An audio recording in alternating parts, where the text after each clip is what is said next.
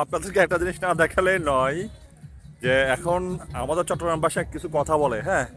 এদেরকে বলা হচ্ছে যে নাচতেছে না ওই ট্রাকের উপর, এদের হলো নদীর ফুলা, নদীর ফুলা, হ্যাঁ। নদীর ফুলাগুলা এই ধরনের সময় আসলে নদীর ফুলাগুলার উৎপাত বাইরে যায়। রাস্তাঘাটে সব নদীর ফুলা, নদীর মায়াগুলো দেখা যায়। ওই দেখা যাচ্ছে ট্রাকের উপর নাচতেছে।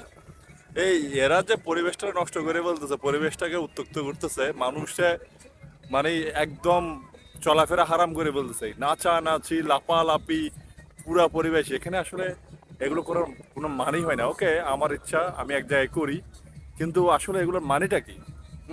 এদেরকে আমাদের চট্টগ্রাম ভাষা বলতে নদীর ফোয়া। হ্যাঁ, নদীর ফোয়াগুলোর কি কোনো ইয়া নাই, কি বলতে, বাড়িঘর নাই, মা বাপ নাই।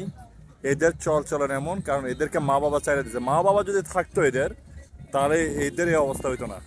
তো এটা হচ্ছে নদীর ফোলাদের কি এই উদাহরণ।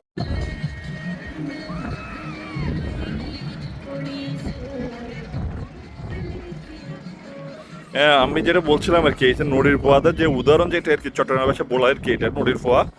নদীর ফোয়া করা আছে একটু শুদ্ধ নর্তকীর পোলা, হ্যাঁ। এদেরকে এটা বলে আর কি শুদ্ধ ভাষায়। এসব নর্তকীর পোলা যেখানে সেখানে দেখা যায়।